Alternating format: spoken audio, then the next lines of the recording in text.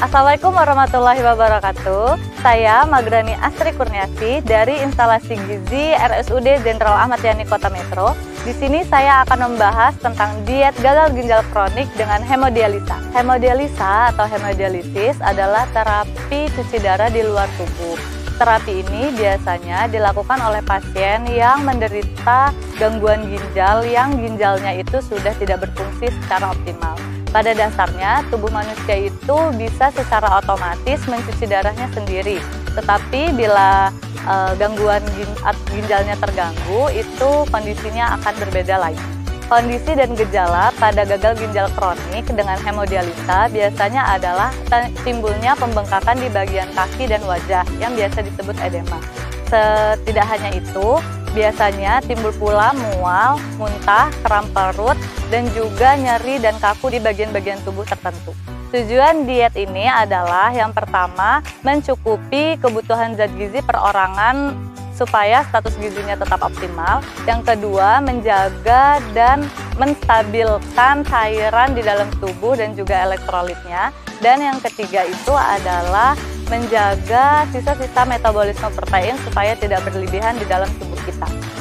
Diet penyakit gagal ginjal kronik ini biasanya diberikan kepada penderita gagal ginjal kronik dengan terapi hemodialisa.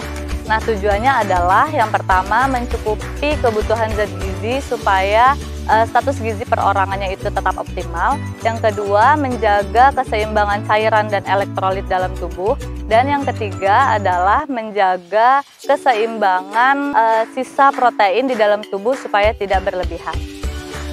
Syarat diet gagal ginjal kronik dengan hemodialisa, yang pertama, kalori yang diberikan itu harus cukup. Mengapa? Supaya protein yang ada di dalam tubuh itu tidak dipecah untuk menjadi energi. Yang kedua, protein yang diberikan harus tinggi karena untuk menggantikan protein yang hilang saat proses hemodialisa berjalan. Yang selanjutnya, membatasi konsumsi makanan yang mengandung tinggi kalium, terutama bila air seni yang kita keluarkan itu kurang dari 400 ml atau kadar kalium di dalam darah itu lebih dari 5,5 mg per liter. Yang selanjutnya, membatasi konsumsi garam dan sumber natrium bila ada penimbunan air di dalam tubuh dan tekanan darah tinggi. Yang terakhir itu untuk kecukupan mineral dan elektrolit itu diberikan secara oral atau obat. Selanjutnya adalah bahan makanan yang dianjurkan untuk pasien yang menderita gagal ginjal kronik dengan hemodialisa. Yang pertama ada sumber energi, itu biasanya terdapat pada makanan pokok kita. Ada lontong, nasi, mie, bihun, dan olahan tepung lainnya. Dan yang kedua itu ada sumber protein. Biasanya untuk penyakit gangguan ginjal kronik ini lebih disarankan untuk protein yang bersumber dari hewani seperti telur, ikan, ayam, daging, dan susu. Sedangkan untuk sumber vitamin dan mineral itu bisa didapatkan dari sayur-sayuran. Contohnya ada toge, terong, buncis, kacang panjang, wortel, dan sayur lainnya sesuai dengan anjuran dari ahli gizi. Lalu bahan makanan yang perlu dibatasi bagi penderita gagal ginjal kronik dengan hemodialisa adalah sumber protein yang berasal dari kacang-kacangan dan olahannya. Contohnya ada tahu, tempe, kacang kedelai, dan kacang hijau. Selanjutnya ada sayur-sayuran dan buah-buahan yang tinggi kalium.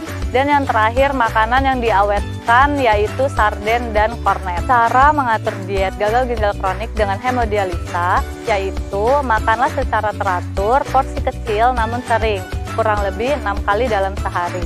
Lalu hidangkan makanan dengan semenarik mungkin supaya selera makan kita meningkat, dan batasi mengkonsumsi protein yang berasal dari kacang-kacangan atau olahan. Selanjutnya, makanan yang sumber kaliumnya tinggi yaitu sayur-sayuran, buah-buahan, dan umbi-umbian. Cara mempersiapkan dan mengolah makanan untuk penderita gagal ginjal kronik dengan hemodialisa yaitu untuk mengurangi kadar kalium dalam bahan makanan boleh dipotong kecil-kecil lalu direndam dengan air hangat minimal 2 jam dan dibuang air perendamannya.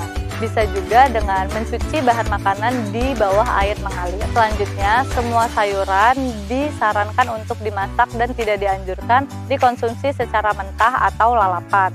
Dan jika ada pembatasan garam, gunakanlah bumbu-bumbu dapur lainnya selain garam. Lalu, yang terakhir, untuk membatasi cairan, olahlah makanan atau masakan yang tidak berkuah, seperti ditumis, digoreng, dipanggang, dan dikukus. Demikian pemaparan dari saya tentang diet gagal ginjal kronik dengan hemodialisa. Tetap jaga kesehatan dengan mengonsumsi makan makanan yang bergizi seimbang. Wassalamualaikum warahmatullahi wabarakatuh. RSUD Jenderal Ahmad Yani, sahabat masyarakat menuju sehat.